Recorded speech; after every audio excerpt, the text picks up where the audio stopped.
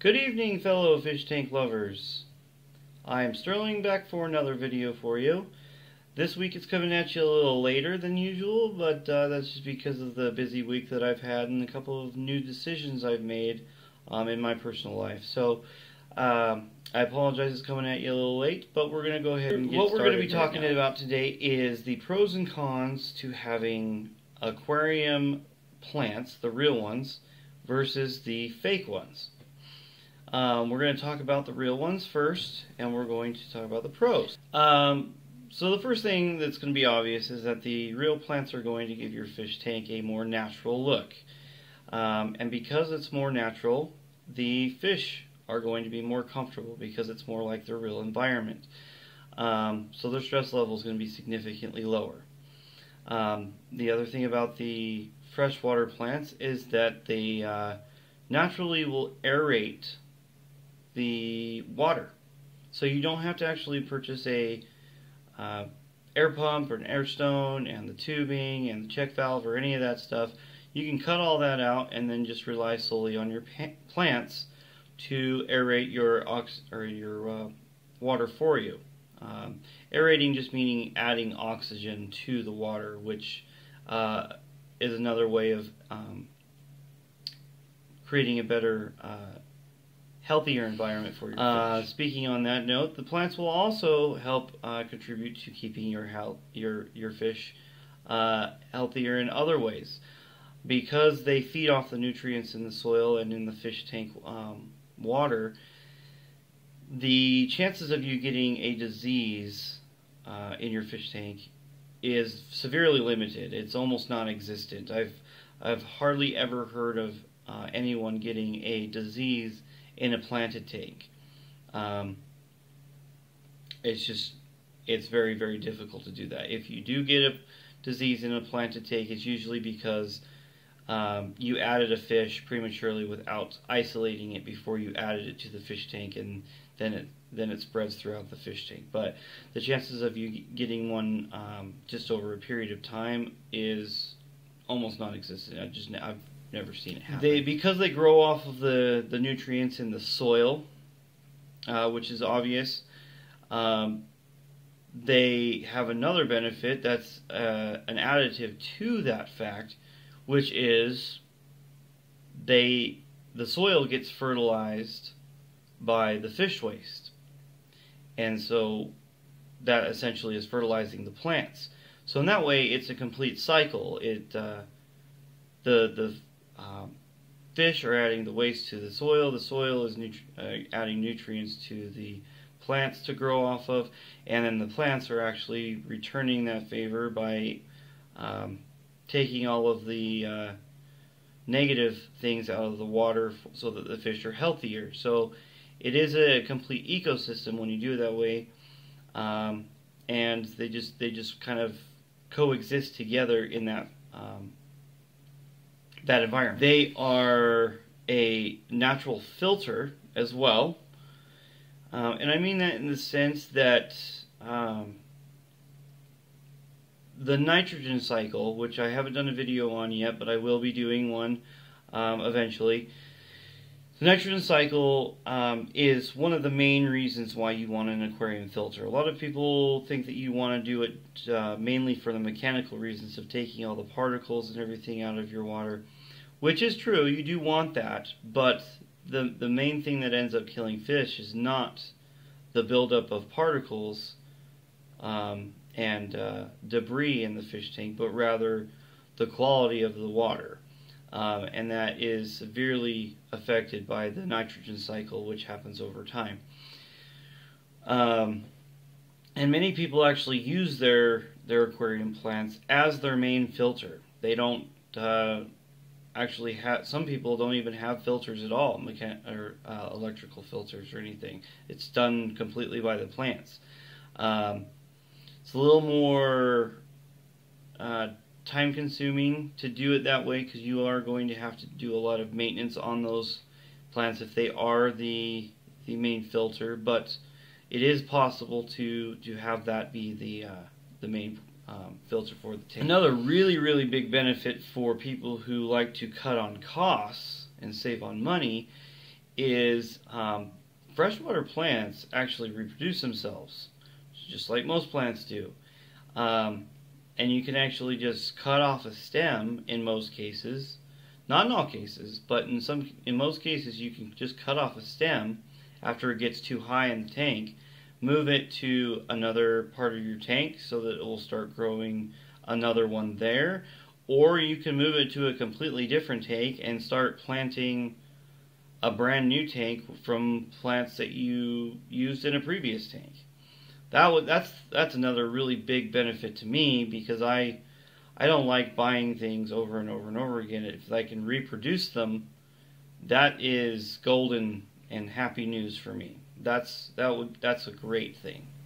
And then it competes with the algae in your water, or on your fish tank rather. So because it competes with for all the nutrients in the water, your algae growth will be significantly lower. Not in completely gone. You will get algae growth, and it will grow even on the leaves of your freshwater plants. But it's not going to be as aggressive in a planted tank than a fake plant tank. Quite a few cons to having live plants. For one, and probably the biggest one for a lot of people, is definitely creates more maintenance for your tank. If you're not one that likes to do water changes, and you're not one who likes to really have to do a whole lot of maintenance on your tanks, freshwater live plants are not for you. There are beginner plants that are out there that are really easy to maintain, but again, you have to maintain them. Otherwise, they will die, or they'll get out of control. And if they die, that's bad news for your fish tank, because then it starts poisoning the water and creating problems with your water quality. So, all in all, you do need to make sure that you're willing to deal with the maintenance with adding live plants to a tank. Because there's more maintenance, the other little thing that kind of goes along with that is now you're not just caring for your fish, you're caring for a whole other entity, which is the plants. So you have to enjoy having healthy fish as much, or no, you have to enjoy having healthy plants as much as you have to worry about having healthy fish. Very, very, very They important. Also require more equipment and supplies. What I mean by that is, with most aquarium plants, they require a CO2 injection to be done in the tank. Not all of them. There's a lot of beginner plants that you can get that don't require to have CO2 in the tank, but those are just the beginner plants. Once you get into the more advanced plants, they do require a CO2 injection because they need to feed off that CO2. They also need fertilizers. Not in all cases, but it depends on what kind of substrate you have to know if you have to add fertilizers or not. You could also add root taps to the fertilizer section there, because root taps are also another type of thing that you would use. They're basically just a fertilizer in a gelatin capsule, like pill capsule, but they're more for spacious areas inside gravel. And what I mean by that is there's more space in between where the gravel or substrate is touching. So for example, like in the two tanks that I have that you guys have seen, I have larger gravel than the usual gravel that you would get at a fish or a pet store. And because of that, I would either want to get root taps or get plants that are going to be okay either floating or put into the ground or the gravel or substrate.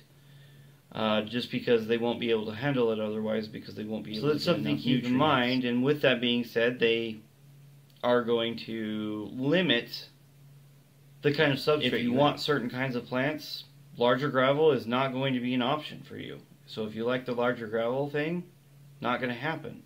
If you like bare bottom tanks, you're going to have to get floating plants, or you're going to have to get pots that you're going to have to put on the bottom of the tank, which is what I've said in the past I think is a tacky look. I don't like that look. There are a lot of substrates you can get that are going to be great for your freshwater plants, but they're expensive. And when I say expensive, I mean expensive.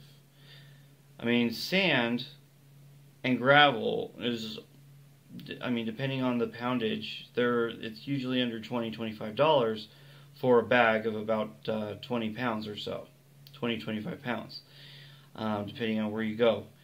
When you're talking about some of these other ones, they can get up into like 80s and hundreds for some of them for that same amount. Now, I'm not saying that as with all plants. There's a lot of beginner plants like Java fern and Java moss, Anubis. There's a bunch of them. The Veil. What's the other one? Liguigia, I think, is another one. I think that's the way you say it.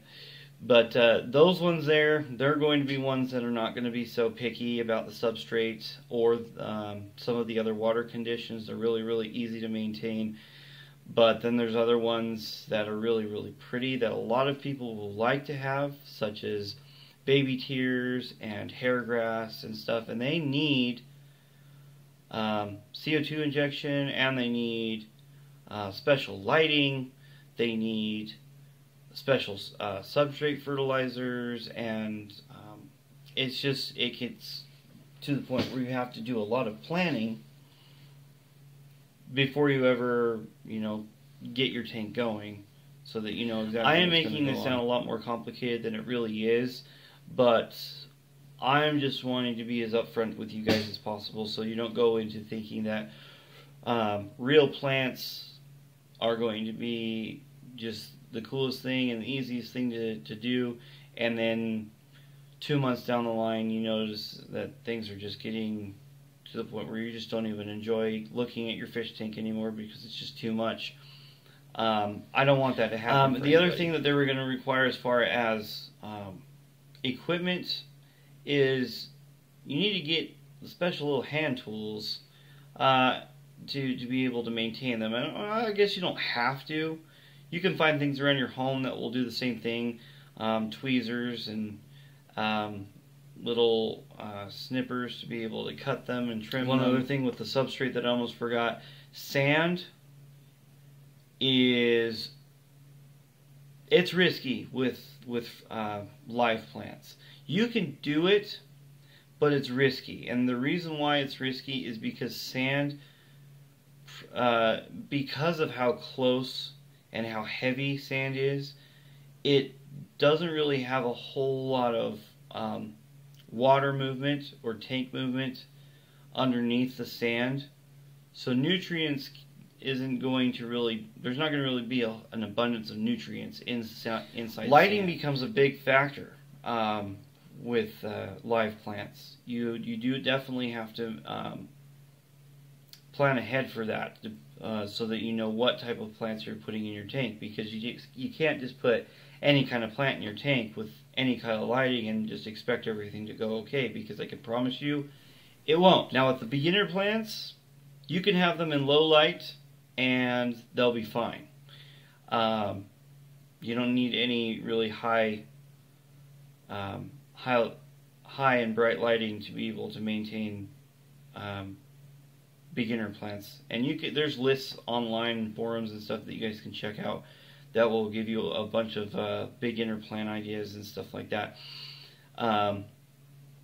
But 9 times out of 10, you're going to find a plant that you think is really, really pretty and would really add some beauty to your tank, which is true.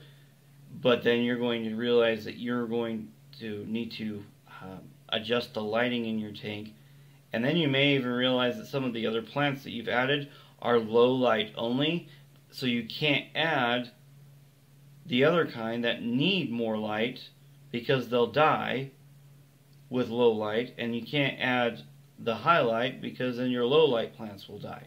So they have to be compatible. Any kind of plant you put in the tank has to be compatible with each other as far as lighting conditions and water conditions and all those kind of things. Everything with those you have to consider. Just like with fish, you have to consider everything when buying your fish so that they are compatible with tank mates that can handle the same water conditions that your tank. I would also say that plants are not for a beginner that's just buying their first fish tank and saying that they want to go with plants immediately. Definitely don't recommend that. Highly, highly don't recommend that. You're going to start your tank and you will hate it and want to get rid of it. I promise. Start with some fake plants. Wait till you've got some more experience with your tank, and then when you decided that you can take on more responsibility and more maintenance, then go ahead and add your real plants and take out the fake ones. But don't immediately do it. My grandfather did that, and he has sworn fish tanks off for the rest of his life because he says it's impossible to keep one. And that's just because he didn't know what he was doing. First fish tank he ever bought, and he killed all the plants, he killed all the fish, got snails, a whole bunch of problems. Just don't do it if you're a beginner. Just don't. When I say beginner plants, I'm saying when you first start deciding to put in plants, real plants, into your tank, go with beginner plants first. Wait till you have more of a grasp of what's going to be involved with taking care of plants, and then start adding the more advanced stuff. This is the big one for me, I should say, because I hate snails.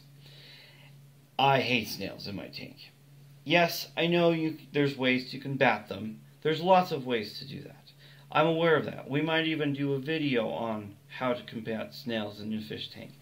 But there is always a possibility, no matter where you get your plants, there will be snail eggs on the leaves of those plants. And you can't see them unless you're looking for them. And if you don't know that you're needing to look for them, you won't see them at all. You'll just put them in the fish tank. And then 2 weeks from then, you will have 50 plus snails in your tank, and they will be overrun. And if you give it even more time, they will grow into the hundreds and overrun your tank, and it will be a disaster for you. So let's talk about fake plants now. Shouldn't take too long because there's not really a whole lot to say other than saying there's a whole lot of opposites to what I just told you. So first thing, they are going to have little to no maintenance.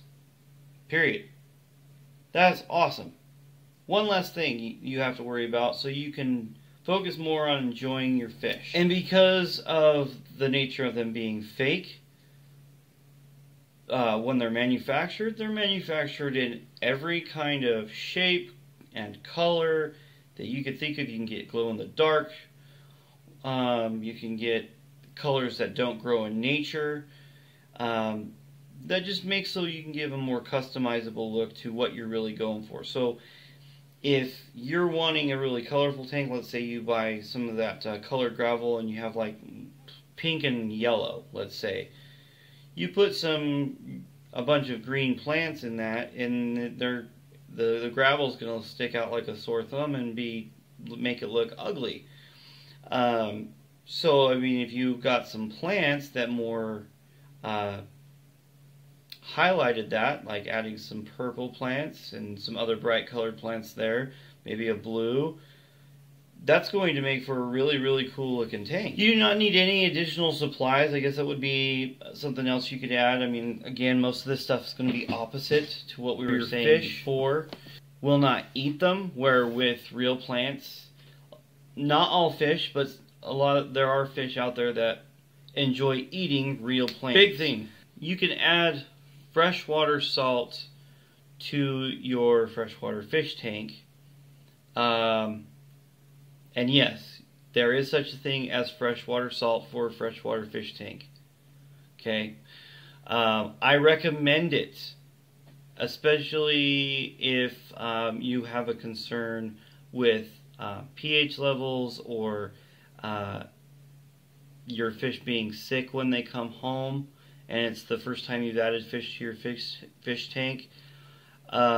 Just because, for one, that's going to lower the stress level of the water and your fish. So when you add the fish, they're not going to.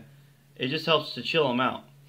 Secondly, it also is going to severely limit the chances of your fish getting sick, and acts as a tonic for when they are sick. Now, if you have plants in your tank, you cannot add freshwater salt because it will kill the plants. Set it and forget it with real or fake plants. So what I mean by that is exactly the way it sounds. You stick the fake plant in the gravel, and another benefit with having the fake plants versus the real plants is real plants, once they're planted, you really shouldn't be moving them around at all. They should stay where they're at once you've planted them. Where with fake plants, you can take them out, move them around, remove them, wash them off. If they get algae on them, you can rinse them under hot water, clean them off, sterilize them, put them back into the tank, and they're all good. You can't do that with real plants. I think that's about all the pros I can think of at the moment, but let's go ahead and talk about the cons, and then we'll wrap up the video. Going on about 30 minutes here, so let's try to go as fast as I can. They don't contribute anything to the quality of the water. They just don't. I mean, they're plastic in most cases, or silk, and they don't do anything for your water. They just, the fish don't swim through them as much. They don't like to touch them as much, just because obviously they're not soft. They don't feel like real plants. They are harder and not as easily moved around. They don't move naturally or look natural in the water. I mean, some of them can get close, but they don't. If you saw two tanks sitting next to each other, one was fake plants, one was real plants, you could tell a difference in the naturality. I mean, it would be obvious. And then the last thing I can think of is, and it's a big one, the fake plants can harm your fish. And I mean that in the sense that they can rip scales off, they can tear fins. They can just really damage your fish if the fish goes slamming into them at full speed. I mean, they're most likely going to lose some scales or maybe rip their fin. That's mostly with the plastic ones, though. If you have my opinion, I would say only if you're going to go with fake plants, buy the silk ones, because they're not going to be as easily hurt. So I think that's pretty much it. I'm going to go ahead and wrap up the video because I don't want this to go too long. If you have any questions or any comments that you'd like to add to what I've said here, because I'm sure there's more that can be said, please comment below. Otherwise, definitely subscribe to my videos. Definitely appreciate the views, and see you next time.